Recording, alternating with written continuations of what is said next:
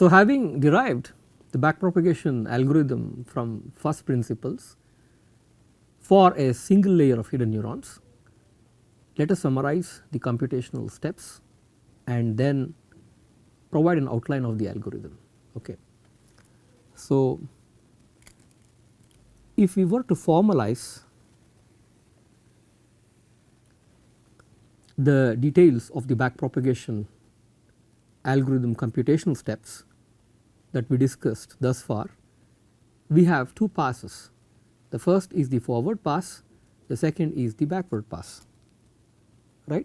And if you have to think how this computation happens in the forward pass, basically from one node to the other node, you have all the functional signals that are scaled by the synaptic weights, and this is how the computation works. But in the backward pass, from the output neurons, you basically have the error signals, or I would say the local gradients of the errors that will get propagated, scaled by the synaptic weights times the derivative of the activation function. This is how it is going to proceed, right. So, clearly if you think about in terms of the signal flow graph, in the forward pass you have this kind of computation where you have all the function signals that you compute, and the backward pass you compute the local gradients towards the synaptic adaptation. So, this picture has to be very clear, right. So, I will just write it up for the purposes of clarity. Here it is all the function signals, and here we will deal with the local error gradients that eventually would lead to synaptic adaptation. Okay.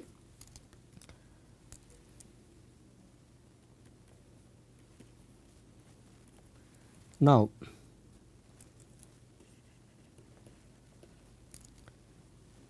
let us summarize the steps of the forward pass. So, in the forward pass, the synaptic weights remain unaltered through the network, because we are not doing synaptic adaptation here. So, we fix the weights as a consequence of what synaptic adaptation was done during the previous computational step of the backward pass. Okay. So, the weights are fixed in the forward pass. We are interested in computing the function signals at each and every node within a layer. Okay. Suppose you have layer L, then the function signal y suffix j at layer L at time step n is computed as the nonlinear activation function of the local reception field that this node j sees, and the local reception field at neuron j time instant n in this layer L is given by this quantity, which is basically the summation from I equals 0 to L minus 1 Wji at L minus 1 times Yi at L minus 1.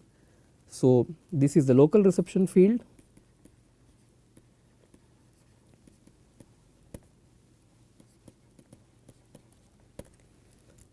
at layer L at node j in the Lth layer. This is basically summation I equals 0 to L minus 1, the synaptic weight connecting neuron j with neuron I in the previous layer times the function signal in the previous layer.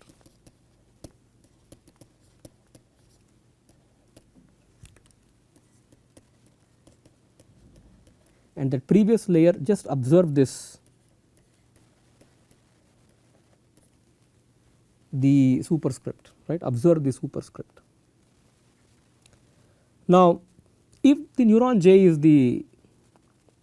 in the hidden layer, if neuron J is in the hidden layer, then we can say the function signal yi of n in layer 0 is basically the input xi, right, for all I equals 1 to m naught except the bias when I becomes 0. When I becomes 0, that is the subscript I becomes 0, it is the 0th coordinate, which is basically the bias. So, the forward pass is very straightforward, but when you are coding up, right, you have to pay particular attention to the weights, because the weights that you have in the forward pass is a result of the weights that you had as a result of the synaptic adaptation in the backward pass of the previous computational step.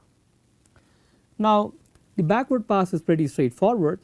It starts at the output layer by passing the error signals backwards through the network, layer by layer, by computing the local gradients recursively. This is very, very important. So, if you have gotten a feel for how the local gradients are computed for a neuron in the output layer and for a neuron in the hidden layer from the signal flow graph, I think you are sort of ready to sort of summarize the steps in the backward pass. So, how do we do this for different kinds of activation functions, right? This is an important step, because so far we just assumed some phi to be the activation function, we never defined what phi is. Now, let us discuss specifically for these cases. Activation functions are in general nonlinear functions, they have nonlinearities, but since we are taking the derivative, it must be differentiable, which implies that it must be continuous. You can also force some rule to compute the derivative. For example, you may treat an activation function, it may not be a nice smooth function. If you think about a smooth function, that means it has some orders of derivatives that you can take, first order, second order, third order, so on. It is k smooth, you can take those k derivatives, right. But here we are only concerned with the first derivative, because we deal with the gradient descent, which is basically based on just the gradient, which is the first derivative. So, therefore, at one pass, if we are able to differentiate, we are home for good. But there may be functions such as this, which is the Heaviside function. This is also sort of a nonlinear function, but this has a discontinuity at the origin, right. So, these are all possibilities, and we can define some derivatives at points where things are not continuous, and then we can proceed. But let us discuss some basic activation functions, and we will discuss with these other cases such as the sine function, etc., when we discuss some of the pathological cases associated with these activation functions, and then how this can be done towards deep networks. Now, coming back, the logistic function is given by this equation phi of Vj n, that is always the activation function works over a local reception field. So, the term local reception field is more a qualitative term, but when you put this quantity Vj of L of n, then you are bringing some quantitative aspects to that. That means that is the quantity or the variable at neuron j in the Lth layer and time instant n. Okay. So, this is given by this quantity 1 upon 1 plus exponential minus a times Vj of n. This is the function, and a is an adjustable quantity, and typically we assume a to be greater than 0.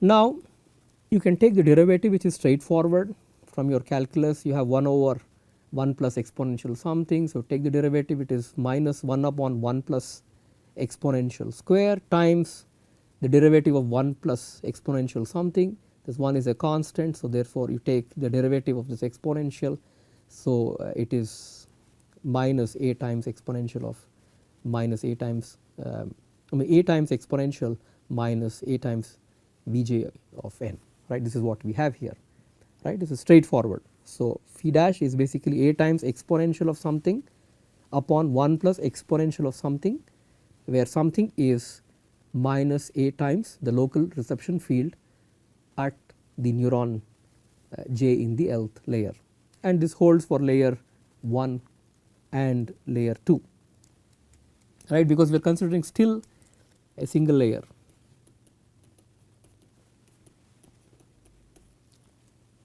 But this is not restrictive to just a single layer, we can do it for any Lth layer. Now Yj of n is basically phi of Vj, and if you do a straightforward algebra, phi dash of the local reception field is a times Yj times 1 minus Yj. So if you know the function signals at node j for the Lth layer, then you can compute the derivative of the local reception field in terms of just the functional signals Yjn in the Lth layer scaled by this constant a, right. I mean a times Yjn minus a times Yjn times 1 minus Yjn. So I repeat again, it is a times Yjn times 1 minus Yjn, that this holds for L equals 1 comma 2. Just observe this equation. Now for a neuron j located in the output layer,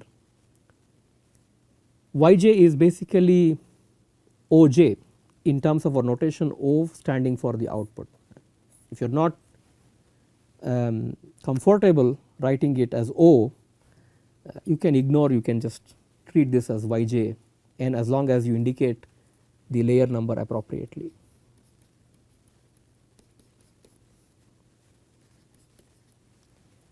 Now the local gradient delta j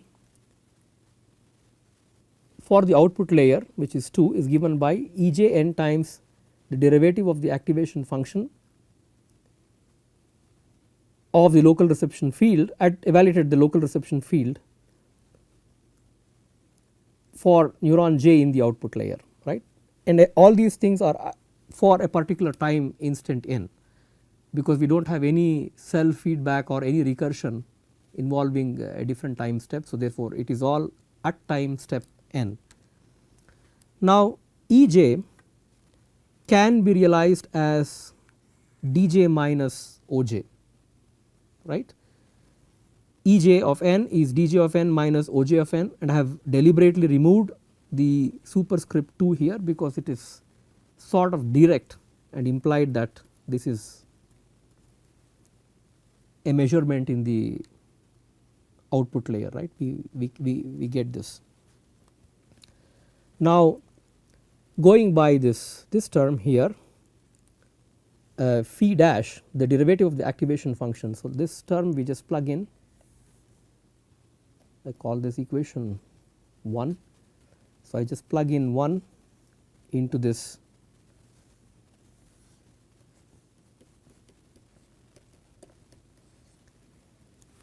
computation for the derivative of the local activation field, and that is given by a times this Yj is replaced by Oj because it is defined like that, right. So a times Oj times 1 minus Oj, all at time instance small n, right. So this is pretty straightforward for us to compute.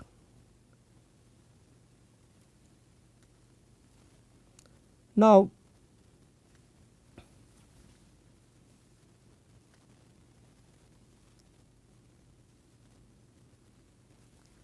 for an arbitrary hidden node j, we can compute the local gradient delta j, right, and this is given by the derivative of the activation function evaluated at the local reception field seen at the neuron j in the Lth layer times this summation over all these scaled local gradients from the output layer, right. The scaling is through the synaptic weights wkj that connect the output neurons k with this hidden node j, right. This is sort of straightforward. So, just again pay attention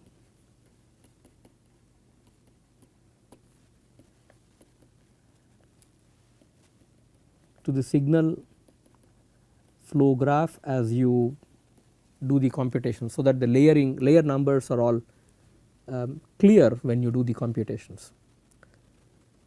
But all we have to care about is the derivative of the activation function, because that is what we are concerned at this stage. So, for the logistic function, the derivative of the activation function is given by this quantity. It is a times yj n times 1 minus yj n at layer 1. So, you just plug this straightforwardly and then you can compute the local gradient in the hidden layer, right.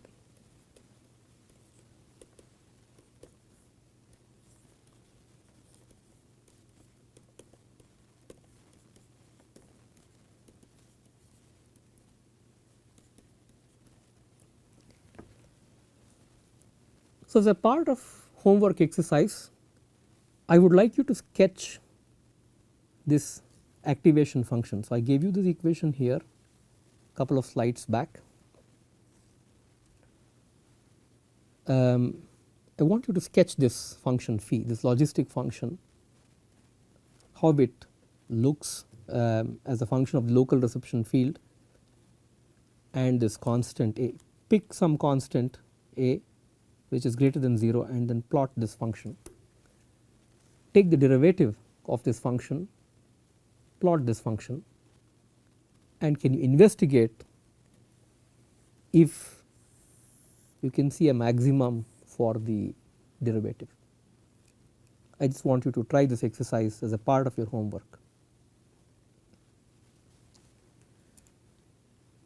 Another activation function one can think of is the hyperbolic tangent function.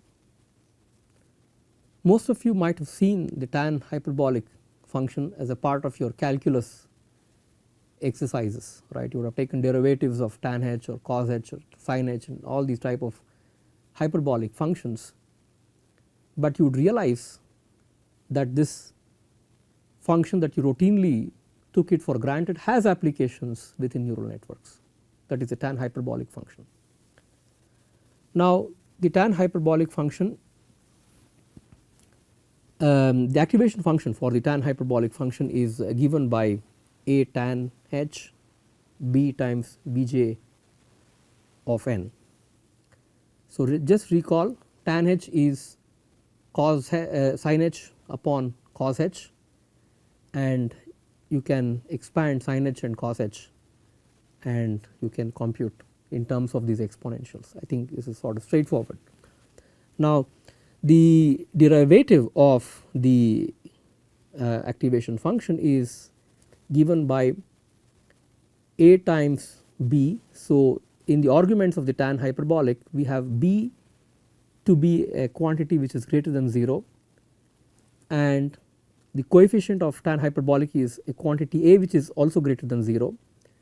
So, derivative of tan h is secant h, secant hyperbolic square, right, and if you do the simplifications we get a times b times secant hyperbolic square of b times the activation local reception field, right, b times the local reception field at node j.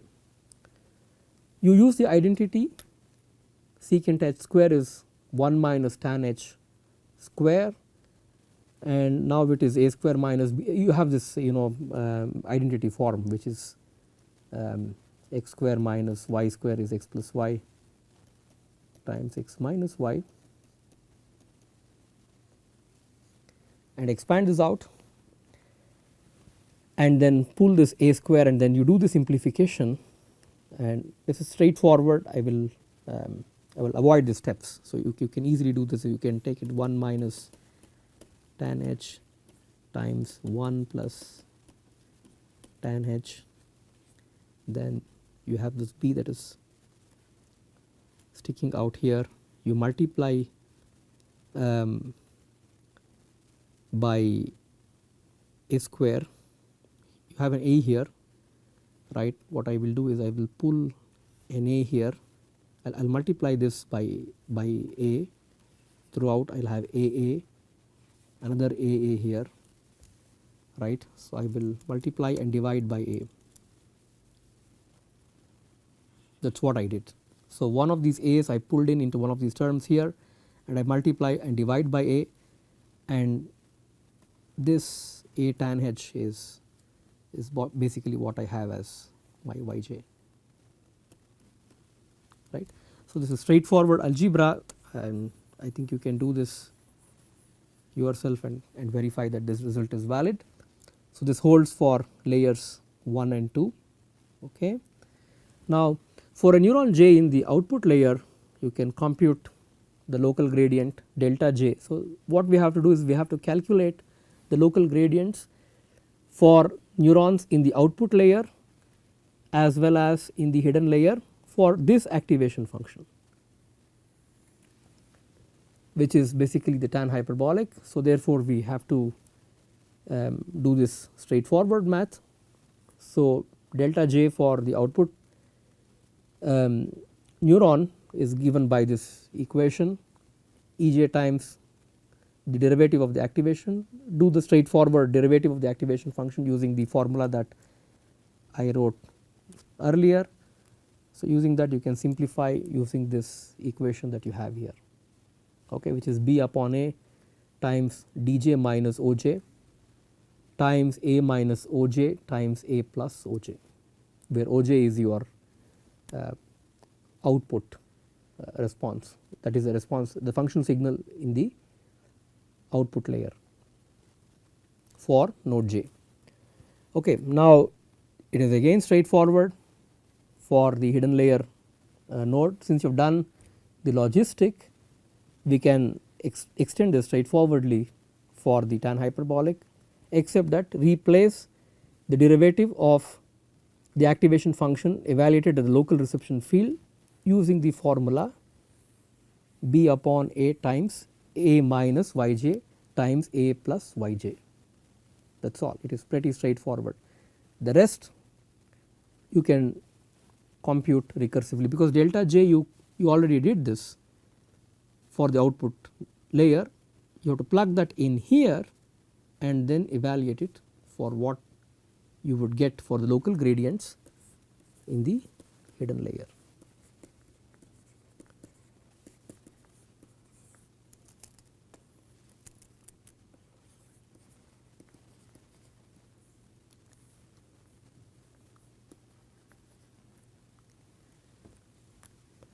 Okay. Now all these steps are sort of straightforward and clear, because now if you want to compute delta j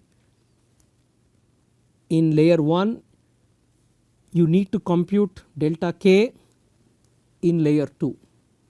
You see how there is dependency across layers, right. If you cannot compute or if you do not have the handle to the local gradient for a node in the output layer, you cannot compute the local gradient for a node in the hidden layers. So that is the first step. So therefore you have to sequentially proceed layer by layer all the way from the output layer to the hidden layer, the first hidden layer. Okay. And another important observation which is directly coming as a result of the concept is as follows. In the case of the neuron in the output layer, the error is visible to you, it is directly available. This is directly available, but in the case of the neuron in the hidden layer, the error is not directly available, and that is the reason you have to compute using the local gradients that you computed for nodes in the output layer. Okay, and pay attention to these superscripts carefully. otherwise you would make errors when you have to run your code. So, having discussed how to compute the derivative of the activation, having discussed the activation functions and how to compute the derivatives of the activation function, let us proceed towards understanding how the learning rate can influence the dynamics of the backpropagation algorithm. This is very important. So, eta controls how the synaptic weights have to be adjusted proportional to the derivative of the total instantaneous error energy that you see at the output. Okay. Now, the BPA provides an approximation to the trajectory in the weight space through gradient descent. Now, let us imagine this bowl that we have here, right. This is the surface, this is the performance surface, this is like a bowl. Now, the smaller the value of eta, the smaller steps that you take. So, I will indicate it possibly in green. You take small steps like this. If eta is small, you go through small steps to reach the bottom of the bowl, and the trajectory is also smooth because you are taking baby steps, but you have a slower rate of learning. That is the consequence of this, that is choosing a smaller value of eta. But what happens if we choose large values of eta? If you have too large an eta, there can be oscillations because you can bounce from one side of this wall to the other side of the wall, and then you can rattle like this back and forth till you reach the optimal point. This can be sort of visualized or rather understood if we imagine a marble that is sliding through a bowl, right. Imagine a dish bowl that we have, the fruit bowl, and we are sliding a marble through it. So, if you let the marble, let us say there is some amount of friction on this dish bowl, and it does not just go and settle down at the bottom of the bowl, but if you give a little bit of push, you can let the marble slowly go down and settle at the bottom. But if you give a large push, you shoot this marble, it may not slide along this wall, but it may go on the other side of the wall and then rattle back and forth and finally rest at the bottom, right. And that is sort of how one can visualize the dynamics of the learning rate on this algorithm. So, one has to be very careful to adjust the learning rate in such a way that you can control the speed of convergence, at the same time avoid these oscillations, because if you are oscillating a lot, then you are losing time towards convergence. So, rather take optimal steps and reach the bottom of the bowl. Okay. There are also Hessian based techniques that you can use towards optimization, and we will discuss this subsequently in more advanced classes.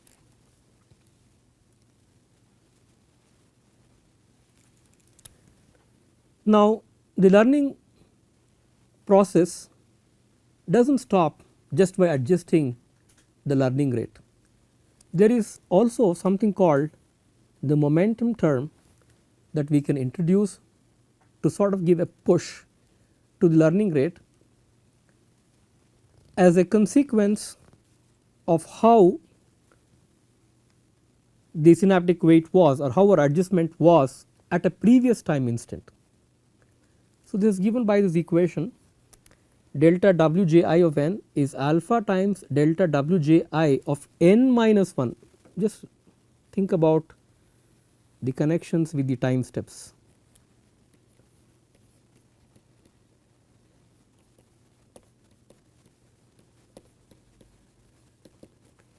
Right. The synaptic adaptation, the delta synaptic adaptation at time instant n is alpha times the delta synaptic weight at n minus 1 plus eta times your local gradient times the input. So, this is error times input standard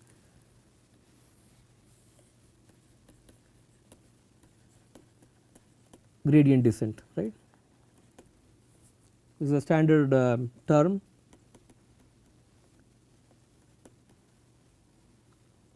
through gradient descent. So, that we got as a function of eta delta j and yi, plus we can control the rate of this decay, that is if we want wji to accelerate fast, we can control this rate of decay alpha, we can make alpha close to 1, we can make it large, or we can let alpha to be very small, then the influence of delta wji at a previous time step would be very small, right. So, alpha sort of controls the rate of decay.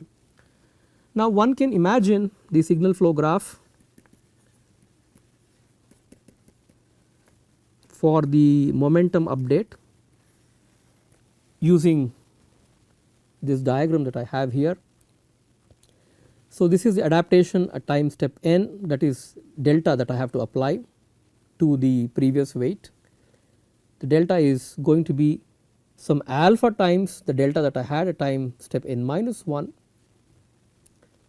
plus the local gradient and the function signal I have instantaneously at that time step, right. This is basically a first order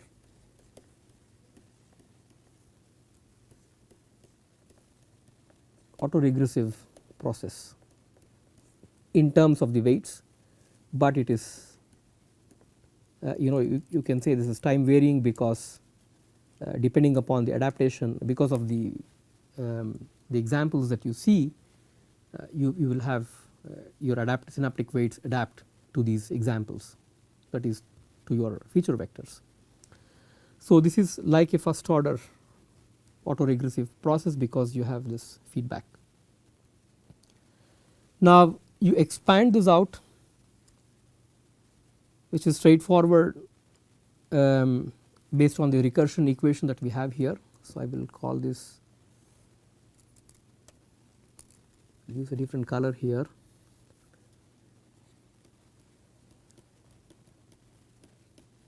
Recursive equation, let me call capital A. So, expand this recursive equation and I get this form here, which is eta times summation. I will introduce this variable t equals 0 to small n alpha power n minus t times delta j of t times yi of t, right. And you can interpret delta j times yi to be the negative gradient of the error with respect to the synaptic weight, and you have this eta, which is basically what you have here, and this alpha now regresses itself in powers of a decaying exponential, right. These are powers of a decaying exponential, right. When n minus t is 0, it is 1, and if n minus t is large, then it basically is close to 0, right, because and this sort of controls how much of influence delta j and yi will have a bearing on the synaptic weight at time instant n. Okay. So, this is sort of straightforward.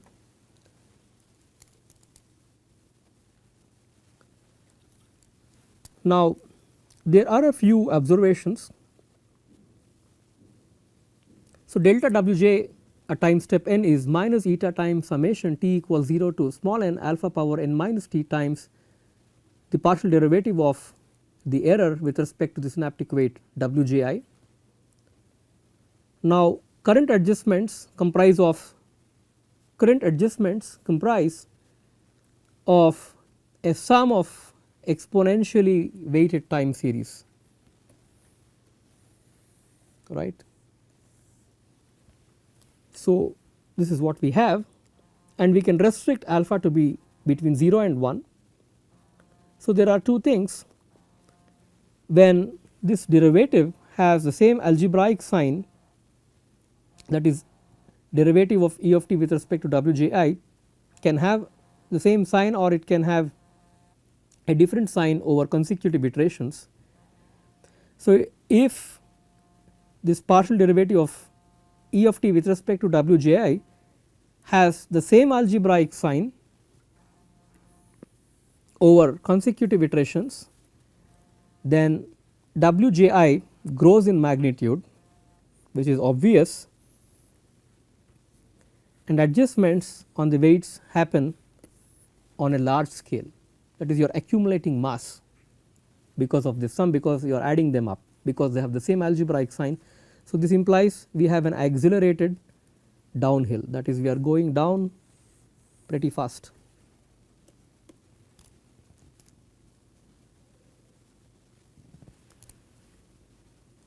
If however we are having opposite signs over consecutive iterations, then Wji shrinks in magnitude and it has a sort of stabilizing effect, that you are accumulating some mass, then you are removing some mass, and you basically rattle, and finally you have a sort of stable effect.